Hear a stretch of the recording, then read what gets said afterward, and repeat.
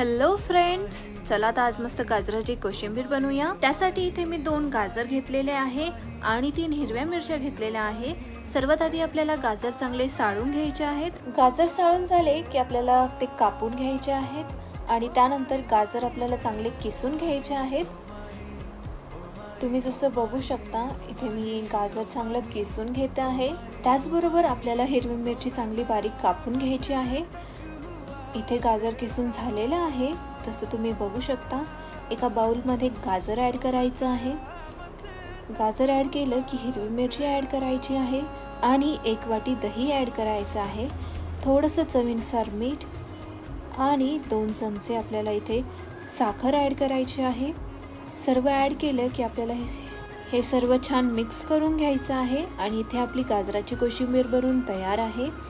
तुम्हाला रेसिपी आवडली असेल तर चॅनलला नक्की सबस्क्राइब करा। थँक्यू।